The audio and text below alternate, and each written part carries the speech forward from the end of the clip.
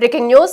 హైదరాబాద్ లో దారుణ ఘటన చోటు చేసుకుంది. ప్రేమ పేరుతో ముగ్గురు బాలికలకు వలవేసి విచక్షణారహితంగా వారిపై అత్యాచారానికి పాల్పడ్డారు ముగ్గురు యువకులు. సో ఏదైతే అటు 9th క్లాస్ చదువుతున్న ముగ్గురు బాలికలకు కూడా అటు ఎవరైతే మధు, అరవింద్, నీరజ్ అనే ముగ్గురు యువకులు కూడా వలవేసి బయటికి వెళ్తున్నామని చెప్పి కూడా యాదగిరిగుట్ట లాడ్జ్కి తీసుకెళ్లి వాళ్ళపై అత్యాచారానికి పాల్పడ్డారు. దీంతో ఈ ఘటన అయితే ఆలస్యంగా వెలుగులోకి వచ్చిందని చెప్పాలి. ముగ్గురు పిల్లలు కూడా ఇంటికి వచ్చిన తర్వాత 9th క్లాస్ చదివే స్టూడెంట్స్ ఎవరైతే ఉన్నారో వారి ఇంటికి వచ్చిన తర్వాత ఈ ఘటన ఆలస్యంగా వెలుగులోకి వచ్చిందని చెప్పాలి. ప్రస్తుతం అయితే వారు ముగ్గురు అల్వాల్లోని పిఎస్ పరిధిలో ఉంటున్నారు. సో వీరైతే 9th క్లాస్ చదువుతున్నారు. అక్కడ దగ్గరలో ఉన్న ముగ్గురు యువకులు కూడా వీరిపై అయితే వల వేసి ప్రేమ పేరుతో వీరిని మోసం చేశారు. సో ఏదైతే బతుకమ్మ సంబరాలంటూ బతుకమ్మ జరుగుతుండగా బతుకమ్మ ఉంది వెళ్తున్నామంటూ కూడా ఇంట్లో చెప్పి వెళ్లారు ఈ ముగ్గురు బాలికలు. అయితే వీరు ముగ్గురు కూడా వారిని తీసుకుని యాదగిరిగుట్టకి తీసుకెళ్తున్నాము టూర్ అని చెప్పి నమ్మించి వాళ్ళ ముగ్గురిని బయటకు తీసుకెళ్లి వారిపై అత్యాచారానికి పాల్పడ్డారు. ఏదైతే యాదగిరిగుట్ట సమీపంలో ఉన్న ఒక లాడ్జ్ తీసుకున్నారో ఆ లాడ్జ్ లోకి వెళ్లిన అనంతరం ముగ్గురు వారిపై అత్యాచారానికి పాల్పడి తీసుకెళ్లి అనంతరం కూడా వీరిని వదిలేశారు. సో దీంతో ఈ ఘటన అయితే బయటకు వచ్చింది. అయితే ఇంట్లో పేరెంట్స్ క్వశ్చన్ చేయగా కూడా ఈ ఘటన అయితే ఆలస్యంగా వెలుగులోకి వచ్చింది. దీంతో ప్రస్తుతం అయితే ఆ చుట్టుపక్కల ప్రాంతాల్లో అయితే ఘటన చూసి ప్రతి ఒక్కరూ షాక్ అవుతున్నారు. అయితే యాదగిరిగుట్టకు తీసుకెళ్లి లాడ్జిలో ముగ్గురుపై అత్యాచారం చేశారు యువకులైతే. సో వారి ఫొటోస్ కూడా మనం చూస్తున్నాము ప్రస్తుతం అయితే బిగ్ టీవీ స్క్రీన్ మీద. ఎస్, మనం చూస్తున్నాం కదా. సో ఆ యువకుల్లో ఫొటోస్ కూడా మనం చూస్తున్నాము. ఏదైతే బాలికలను అయితే తీసుకుని వెళ్లారో విచక్షణారహితంగా దాడి చేసి టూర్ అని చెప్పి వాళ్ళని నమ్మించి అయితే వీరు తీసుకెళ్లి అత్యాచారం చేసి అనంతరం కూడా తీసుకొచ్చి వదిలేసిన ఘటన చూస్తున్నాము. సో నలుగురు ఎవరైతే ఉన్నారో నలుగురు కలిసి కూడా ఈ ఘటనకు పాల్పడినట్టయితే తెలుస్తుంది. ప్రస్తుతం అయితే వీరు ఎవరైతే ముగ్గురు బాలికలు ఉన్నారో 9th క్లాస్ చదివే వాళ్ళు పేరెంట్స్ అయితే ఇంట్లో కనిపించడం లేదంటూ ముందుగానే పోలీసులకు ఫిర్యాదు చేసినట్టు కూడా తెలుస్తుంది. దీంతో వారు తిరిగి వచ్చిన అనంతరం కూడా ఈ మిస్సింగ్ ఘటన వీడిందని కూడా ఒక పక్కన మరో పక్కన పోలీసులు అయితే చెప్తున్నారు.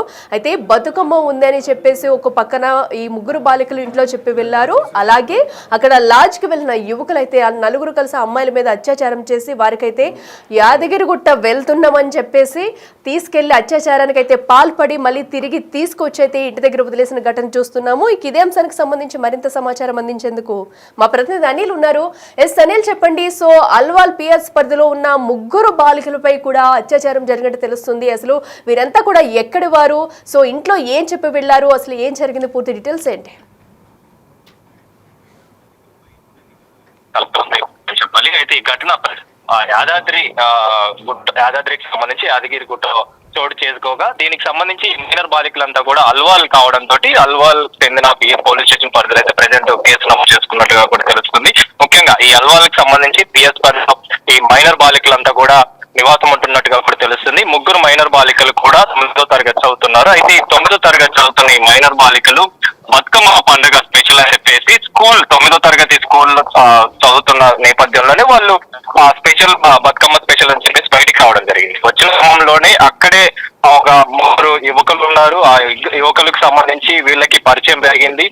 ముఖ్యంగా అంటే వీళ్ళు బతుకమ్మ స్పెషల్ అని ఎప్పుడైతే బయటకు వచ్చారో ముఖ్యంగా స్కూల్ నుండి వెళ్లకుండా అంటే బస్సులో సికింద్రాబాద్ ఉస్మానియా యూనివర్సిటీకి రావడం జరిగింది. వచ్చిన తర్వాత రోడ్డు పైన వీళ్ళు నడుచుకుంటూ వెళ్తున్న క్రమంలోనే అక్కడే పెట్రోల్ బంక్ లో పనిచేస్తున్న నీరజ్ అనే వ్యక్తి, అదేవిధంగా మధు, అదేవిధంగా మిగిలిన వీళ్ళంతా కూడా వీళ్ళతో పరిచయం పెంచుకున్నారు. ముఖ్యంగా వీళ్ళు వెళ్తున్న క్రమంలోనే రోడ్డు పైన ఈ ముగ్గురు మైనర్ బాలికలు వెళ్తున్న క్రమంలోనే నీరజ్ అనే వ్యక్తి చూడడం జరిగింది. చూసి నవ్విన క్రమంలోనే ఆ ముగ్గురు బాలికల్లో ఒక బాలిక ఎందుకు నవ్వుతున్నారని చెప్పేసి మాట్లాడిన క్రమంలోనే మాట్లాడుతున్న పరిచయం కాస్త ప్రేమగా మారింది. కొద్ది గంటల్లోనే ప్రేమగా మారిన ఈ సిచ్యువేషన్ ని మనం చూడొచ్చు. అయితే ప్రేమగా మారిన అనంతరం వాళ్ళ ముగ్గురిని కూడా యాదాద్రికి తీసుకెళ్లడం జరిగింది. యాదాద్రికి తీసుకెళ్లిన తర్వాత అక్కడ దేవుని దర్శనం చేసుకున్నారు. దర్శనం చేసుకున్న తర్వాత అక్కడ నుంచి లాడ్జికి తీసుకెళ్లారు. ఆ ముగ్గురికి సంబంధించి కూడా లాడ్జికి తీసుకెళ్ళినట్టుగా కూడా తెలుస్తుంది. లాడ్జికి తీసుకెళ్లిన అనంతరం ఆ లాడ్జిలోనే వీళ్ళ పైన మానభంగానికి పాల్పడ్డారు, అత్యాచారానికి పాల్పడ్డట్టుగా కూడా తెలుస్తుంది. రేప్ చేసినట్టుగా కూడా తెలుస్తుంది. రేప్ చేసిన అనంతరం వాళ్ళని మళ్ళీ ఏమీ తెలియనట్టుగా హైదరాబాద్ కి తీసుకురావడం జరిగింది. తీసుకువచ్చిన తర్వాత తల్లిదండ్రులు నిలదీస్తే అంటే ఏం జరిగిందని చెప్తే అంటే రోజు మొత్తం కూడా వాళ్ళు లేకపోవడంతో అసలు ఎక్కడికి వెళ్ళారు అని చెప్పేసి ప్రశ్నించిన అనంతరం వాళ్ళు మొత్తం కూడా సమాధానానికి సంబంధించి అంటే వివరాలన్నీ కూడా వాళ్ళ తల్లిదండ్రులకు చెప్పారు. తల్లిదండ్రులకు చెప్పంగానే ఒక్కసారిగా అవ్వకైన తల్లిదండ్రులు అల్వాల్ పోలీస్ స్టేషన్ సంబంధించి ఫిర్యాదు చేసిన అనంతరం వాళ్ళందరినీ కూడా రిమాండ్ కి తరలించారు. నిందితుల్ని మొత్తాన్ని కూడా పట్టుకున్న పరిస్థితి మనకు కనిపిస్తుంది. పట్టుకొని పోక్సో కేసు కింద అయితే ప్రజెంట్ కేసు నమోదు చేసిన పరిస్థితి మనకు కనిపిస్తుంది. అయితే వీళ్ళంతా కూడా స్నేహితులుగా తెలుస్తుంది. నిందితులంతా కూడా ముఖ్యంగా నీరజ్ అనే వ్యక్తి పెట్రోల్ బంక్ లో పనిచేస్తున్నాడు. అదే విధంగా ఒక మాల్ లో నాని అనే వ్యక్తి పనిచేస్తున్నాడు. మొత్తం కూడా ఈ ముగ్గురు యువకులు కూడా స్నేహితులుగా తెలుస్తున్నది.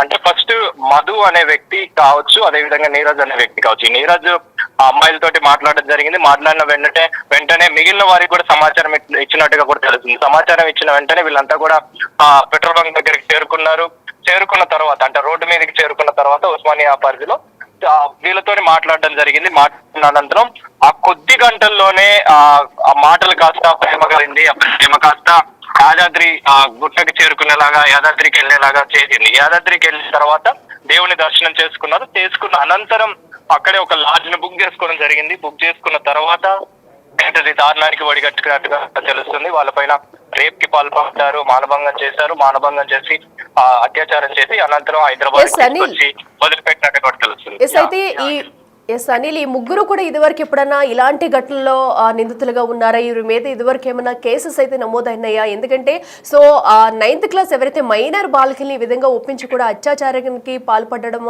అనేది కూడా ఘటన మనం చూస్తున్నాం కాబట్టి ఇదివరకు ఏమైనా కేసెస్ ఉన్నాయా? అసలు పోలీసులు వీరి గురించి ఏం చెప్పారు?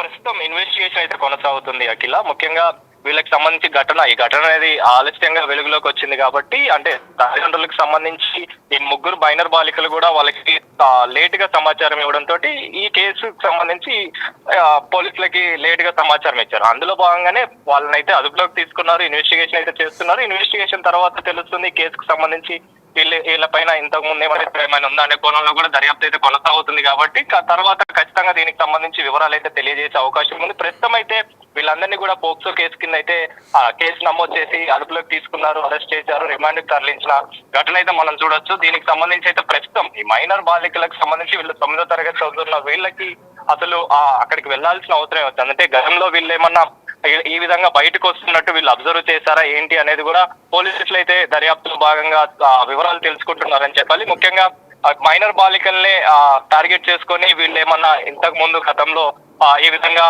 దాడులకు పాల్పడ్డారు అంటే అత్యాచారాలకు పాల్పడుతున్నారు, లైంగిక వేధింపులకు పాల్పడుతున్నారనే కోణంలో కూడా పోలీసులు అయితే దర్యాప్తు చేస్తున్నారని చెప్పాలి. ఇందులో భాగంగానే ప్రస్తుతం అయితే ఈ నిందితులను అయితే అదుపులోకి తీసుకున్నారు, రిమాండ్ తరలించి విచారణ అయితే చేపట్టే అవకాశం ఉంటుంది. ముఖ్యంగా వీళ్ళకి సంబంధించి వీళ్ళంతా కూడా స్నేహితులుగా ఉన్నారు కాబట్టి గతంలో ఏమైనా ఇలాంటి వాటికి పాల్పడ్డారా, ఇలాంటి దాడులకు పాల్పడ్డారా, ఇలాంటి ఘటనలకు పాల్పడ్డారా అనే కోణంలో కూడా చేస్తున్న పరిస్థితి మనకి. అయితే మైనర్ బాలికలు వీళ్ళంతా కూడా స్కూల్ కి సంబంధించి 9వ తరగతి చదువుతున్నారు కాబట్టి బతుకమ్మ స్పెషల్ అని చెప్పేసి వాళ్ళు బయటికి రావడం జరిగింది. బతుకమ్మ ఈవెంట్స్ ని చూసేందుకు మాత్రం వీళ్ళు బయటకు వచ్చినట్టుగా కూడా తెలుస్తుంది. అయితే ఇక్కడ మనం చూసుకున్నట్టయితే వీరంతా కూడా మైనర్ బాలికలు. అయితే ఆ యాదగిరిగుట్ట వద్ద ఎవరైతే లాడ్జ్ లో సోమేష్ అనే వ్యక్తి వీరికి రూమ్స్ ఇచ్చినట్టుగా కూడా తెలుస్తుంది. రూల్ ప్రకారం చెప్పాలంటే మైనర్స్ కి ఎవరు కూడా ఇప్పుడు ప్రస్తుతం అయితే రూమ్స్ ఇచ్చే సిచ్యువేషన్ లేదు. సోమేష్ అనే వ్యక్తి వీరికి రూమ్ ఎలా ఇచ్చారు, అసలు ఆ లాడ్జ్ పై ఏమన్నా దాడి చేసి అక్కడ కూడా ఏమన్నా పోలీసులు అయితే విచారించారా ఇప్పటి వరకు? ఆ లాడ్జ్ గురించి ఏమైనా డీటెయిల్స్ బయటకు వచ్చాయా?